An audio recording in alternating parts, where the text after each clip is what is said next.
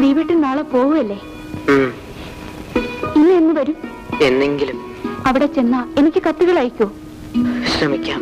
ദീപേട്ടൻ വിഷമിക്കണ്ട. ഞാൻ അച്ഛനെല്ലാം എഴുതിയിട്ടുണ്ട്.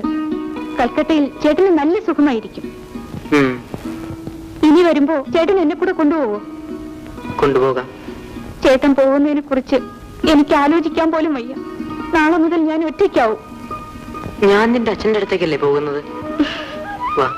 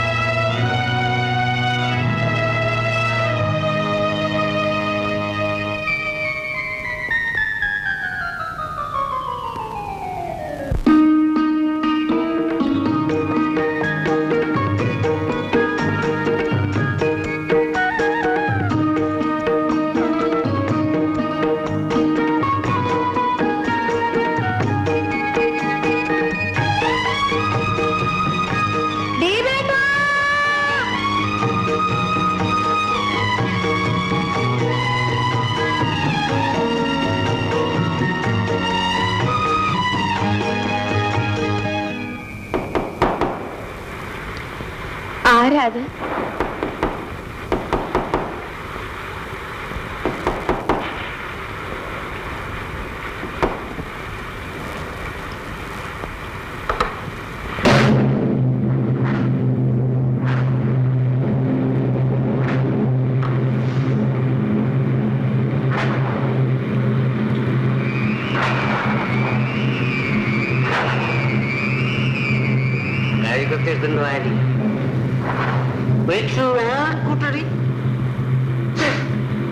ഏത് പക്ഷിയുണ്ട് നശിക്കും.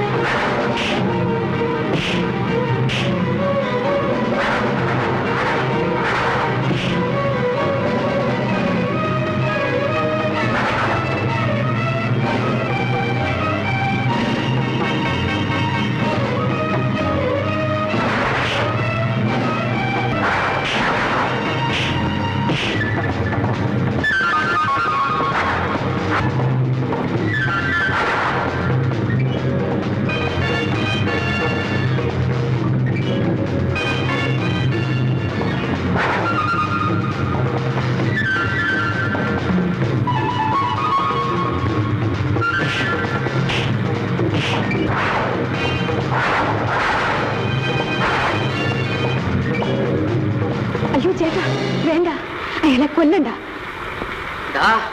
നീ മനുഷ്യനാണോ? നിനക്കും ഇല്ലടാ അമ്മയും പെങ്ങന്മാരും ഒക്കെ?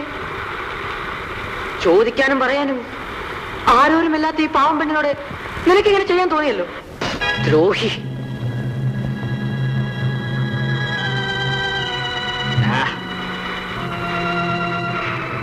ഞാൻ തോറ്റുപോയെന്ന് വിചാരിക്കണം. നേരം വെളുക്കുന്നതിന് മുമ്പ് രണ്ടിനെയും ശരിപ്പെടുത്തും.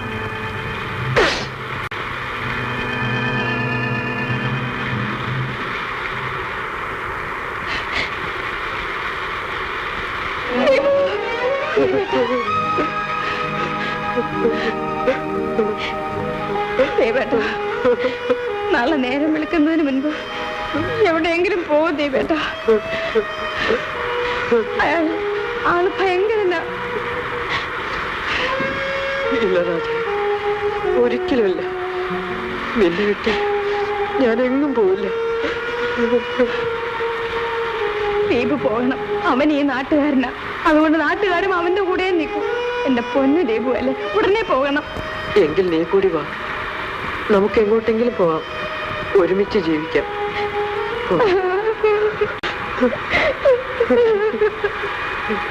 ഭവാനിയമ്മേ, നിങ്ങൾ പറഞ്ഞതനുസരിച്ചാണ് ഞാൻ അവനെ വിളിച്ചുകൊണ്ട് വന്നത്. ഇനിയും ഞാൻ അവനെ തിരിച്ചു വിളിക്കണമെന്ന് പറഞ്ഞാൽ ഭാസ്കരേട്ടനെ നോക്കാൻ ഏൽപ്പിച്ചിരിക്കുന്ന ഞങ്ങളുടെ സ്ഥലത്തേക്കാ ഞങ്ങൾ ഇപ്പൊ പോകുന്നത്. എന്തിനാ കുഞ്ഞെ? താമസിക്കാൻ. അതിനവിടെ വീടൊന്നും ഇല്ലല്ലോ. എനിക്ക് അവിടെ ഒരു കൊച്ചു കുടിലുണ്ടാക്കണം. അതിനാവശ്യമുള്ളതൊക്കെ വാങ്ങി തന്നാ മതി. പൈസ എന്റെ കയ്യിലുണ്ട്. കൊട്ടാരം പോലത്തെ വീടും കളഞ്ഞ് എന്തിനാ കുഞ്ഞെ മനുഷ്യവാസം ഇല്ലാത്തത് താമസിക്കുന്നത്? ആട്ടെ, ഈ കൊച്ചേതാ? എല്ലാം ഞാൻ പിന്നെ പറയാം. എന്നാ നിങ്ങൾ വെക്കോ. അതാണ് സ്ഥലം.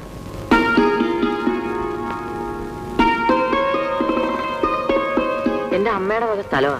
നമുക്ക് അവിടെ താമസിക്കാം. അയ്യോ, ഒരു കിളിക്കുഞ്ഞു പോലും അവിടെ ഇല്ലല്ലോ. അതുകൊണ്ടാ ഇങ്ങോട്ട് വന്നത്. ആരുടെയും ശല്യം ഉണ്ടാവില്ല, ആരെയും പേടിക്കും വേണ്ട. അങ്ങോട്ട് എങ്ങനെ പോവും?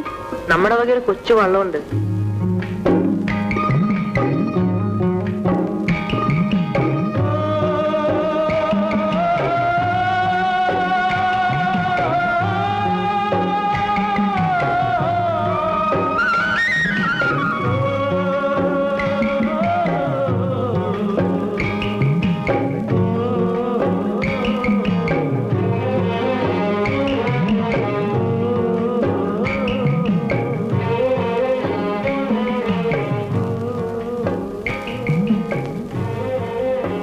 ഹായ്, നല്ല ഭംഗിയായിരിക്കുന്നു.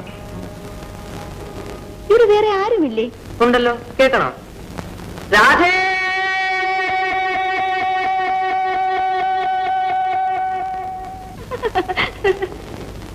ദീപു!